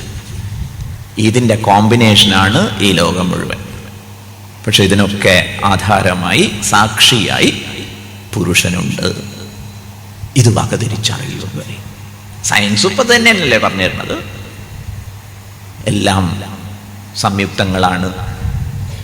അതാണെങ്കിലും മോളിക്യൂൾസ് ആണ്, മോളിക്യൂൾസ് ആറ്റംസ് ആണ്, ആറ്റംസ് ഇലക്ട്രോൺ പ്രോട്ടോൺ ന്യൂട്രോൺ ആണ്, ഇലക്ട്രോൺ പ്രോട്ടോൺ ന്യൂട്രോൺ എനർജിയാണ് എന്നിങ്ങനെ സയൻസ് ഇത് തന്നെ പറഞ്ഞിട്ടുണ്ടെന്ന് പറയും. ഈ കണക്കാണ് ഓർത്ത് വെച്ച് പഠിക്കേണ്ടത്, വിചിന്തനം ചെയ്ത് നോക്കേണ്ടത്. പക്ഷെ ഇതിനെക്കുറിച്ച് വളരെ തിടുക്കം ഉണ്ടാവട്ടെ. ഇത് പറയാം, ഇവിടെ വെച്ച് ഇപ്പോൾ അറിഞ്ഞാൽ ഇഹ ചേതവേദീത് അഥ സത്യമസ്തി നചേതീഹാവേദീത് മഹതീ വിനഷ്ടി. ഇവിടെ വെച്ച് ഇപ്പൊ ഇത് അറിഞ്ഞാൽ വലിയ നേട്ടം, ഇല്ലെങ്കിലോ നഷ്ടം. ഇതിലെ ഒരു തമാശ എന്താണെന്നറിയാമോ? നമ്മൾ നേട്ടം നേട്ടം എന്ന് പട്ടികയിൽ പെടുത്തി കണക്കാക്കുന്നത് മുഴുവൻ നഷ്ടം നഷ്ടം എന്നാണ് ഉപനിഷത്ത് ദൃഷ്ടി. ഇപ്പൊ നേട്ടപ്പട്ടിക നിരത്തി വയ്ക്കുമ്പോൾ നമ്മൾ വാസ്തവത്തിൽ നഷ്ടപ്പട്ടികയാണ്. ആത്മാവിനെ നഷ്ടപ്പെടുത്തിക്കൊണ്ട് നമ്മൾ ഇതൊക്കെ നേടിയിരിക്കുന്നു.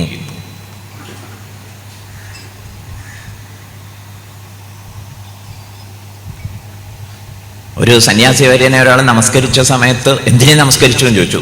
ത്യാഗി വര്യൻ. അപ്പൊ സന്യാസി പറയും, അങ്ങനെയാണെങ്കിൽ ഞാൻ അങ്ങനെയാണ് നമസ്കരിക്കേണ്ടത്. ആത്മാവിനെ ത്യജിച്ച് ഇത് മുഴുവൻ കൊണ്ടുനടക്കുന്ന അങ്ങേ എന്തൊരു മഹാത്യാഗി.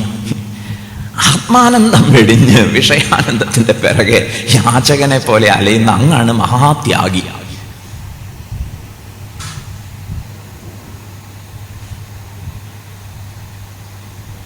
പെട്ടെന്ന് ഒരു മാറ്റവും വരുത്തണ്ട.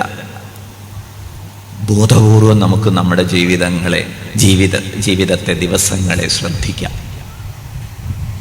അങ്ങനെ വരട്ടെ ഈ ആധ്യാത്മിക അവബോധം എന്ന് പറയാം. മറ്റതൊക്കെ കാട്ടിക്കൂട്ടലാവുന്നർത്ഥം. ഇതൊരു വിവേകത്തിൻ്റെയും വൈരാഗ്യത്തിൻ്റെയും ഭക്തിയുടെയും സമീപനം. അതിന് സാവകാശം ഉണ്ടാവണം എന്നർത്ഥം. തസ്മിൻ പ്രത്യഗാത്മാനം ധിയോ യോഗ പ്രവൃത്തയാ ഭക്തിയാ വിരക്തിയാ ജ്ഞാനേന വിവിച്യ ആത്മനി ചിന്തയേത്. തസ്മിന് ആ പ്രത്യഗാത്മാനം, പ്രത്യേകാത്മാവിൽ, പ്രത്യേകാത്മാവ് എന്ന് പറഞ്ഞാൽ തത് സൃഷ്ടുവ, ആ പരമേശ്വരൻ ഈ പ്രപഞ്ചത്തെ മുഴുവൻ സൃഷ്ടിച്ചിട്ട് എന്ത് ചെയ്തിരിക്കണു? തദേവ അനുപ്രാവിശത്, അത് നമ്മുടെ ഉള്ളിൽ അനുപ്രവേശിച്ചിരിക്കുന്നു. താങ്ക് ഗോഡ്, ഈശ്വരനുള്ളിലുണ്ട്. പ്രത്യേകാത്മാ, innermost self, the very core personality. തസ്മിന് പ്രത്യേകാത്മാനം ധിയാ യോഗ പ്രവൃത്തയാ, ബുദ്ധി കൊണ്ടും യോഗ പ്രവൃത്തിയെ കൊണ്ടും, ഭക്തിയാ വിരക്തിയാ, ഭക്തി കൊണ്ടും വിരക്തി കൊണ്ടും, ഇതുപോലെ ഇതുവരെ വിശദീകരിച്ച ആ ഒരു സമീപനം കൊണ്ട് ജ്ഞാനേന വിവിച്യ, വകതിരിച്ചറിഞ്ഞ് ആത്മനി ചിന്തയേത്, ആത്മാവില് വർത്തിക്കുക. ഇതിന് ദിവസവും കുറച്ചു നേരം നീക്കി വെക്കാൻ മനസ്സിരുത്തിയാൽ, സാക്ഷാൽ കപില മാമുനി ദേവഹൂതിക്ക് ഉപദേശിച്ച് ദേവഹൂതിയെ ഉദ്ധരിച്ചതുപോലെ തീർച്ചയായിട്ടും നമുക്കും നമ്മെ രക്ഷിക്കാൻ കഴിയും. അധ്യാത്മയോഗം. ഇപ്പം നമ്മൾ വിഷയലോക ഭോഗത്തിലാണ്. വിഷയലോക ഭോഗ ബുദ്ധിമുട്ടുകളെ തിരിച്ചറിഞ്ഞ് അധ്യാത്മയോഗാനന്ദം ലക്ഷ്യമാക്കാനാണ് അടിസ്ഥാനപരമായി തീരുമാനിക്കേണ്ടത്. അതൊരു സന്ധിയില്ലാത്ത നിശ്ചയത്തിൻ്റെ സാധ്യതയാണ്. ഇപ്പം നമ്മൾ വളരെ സന്ധി ചെയ്യുന്നു, കോംപ്രമൈസ് ചെയ്യുന്നു. ഇത്രയൊക്കെ മതിയെന്നേ, ഇത്രയൊക്കെ മതിയെന്നേ, നോ നോ നോ നോ, ഇതുകൊണ്ടൊന്നും എനിക്ക് തൃപ്തിയാവില്ല എന്നുള്ളൊരു സന്ധിയില്ലായ്മ ഉണ്ടായാൽ ആത്മാനുസന്ധാനം സംഭവിക്കാതിരിക്കില്ല. അതുകൊണ്ട് ദയവേത് ജീവിതത്തിൽ കോംപ്രമൈസ് ചെയ്യാതിരിക്കൂ എന്ന് പറയുക. ബുദ്ധി ഉപയോഗിക്കേണ്ട സന്ധി ചെയ്യുന്നതിൽ ഒന്നും ശരിയാവില്ല, ഒന്നും നേരെയാവില്ല, മതിയെന്ന് എളുപ്പമായി. അങ്ങനെയല്ല. I must get the best that I deserve. ഏറ്റവും ഉത്തമമായത് എനിക്ക് അർഹതയുണ്ട്, അതെനിക്ക് നേടിയേ തീരൂ എന്നൊരു വാശി. അത് തീർച്ചയായിട്ടും വൈരാഗ്യമായും വിജ്ഞാനമായും ഭക്തിയായും ഒക്കെ നമ്മെ അനുഗ്രഹിക്കും. അതിന് സാധിക്കട്ടെ. ഇപ്രകാരമാണ് കപില മാമുനി അമ്മയ്ക്ക് ബഹുപ്രകാരം ഉപദേശിച്ചത്.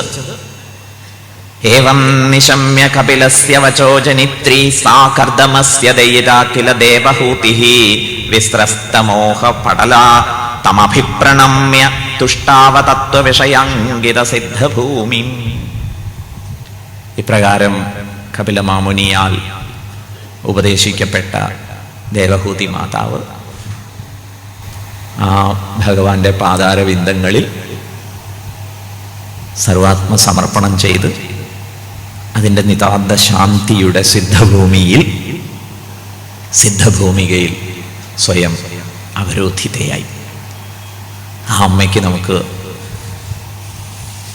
ആദരാഞ്ജലികൾ അർപ്പിക്കാം, പ്രണാമം അർപ്പിക്കാം. ആ ഒരു മാതൃവാത്സല്യം, മാതൃനുഗ്രഹം നമുക്ക് വിഷയലോക ഭോഗ വ്യാമോഹത്തിനിടയ്ക്ക് വിവേകത്തിൻ്റെ ഒളിമിന്നലായി സഹായം ചെയ്യട്ടെ. ഗുരുപരമ്പര ഈ യാത്രയിൽ നമ്മളെ വീണ്ടും വീണ്ടും അനുഗ്രഹിക്കട്ടെ എന്ന് പ്രാർത്ഥിച്ചുകൊണ്ട് ഈ വേദിയിൽ വീണ്ടും ഒരിക്കൽ കൂടി വരുന്നതിന് അവസരമൊരുക്കി തന്ന സംഘാടകരോടുള്ള കൃതജ്ഞത പ്രകാശിപ്പിച്ചുകൊണ്ട് ഈ മഹത്തായ സമീക്ഷാ സത്രത്തിൻ്റെ ആരാധ്യനായ അധ്യക്ഷനും മാർഗദർശിയും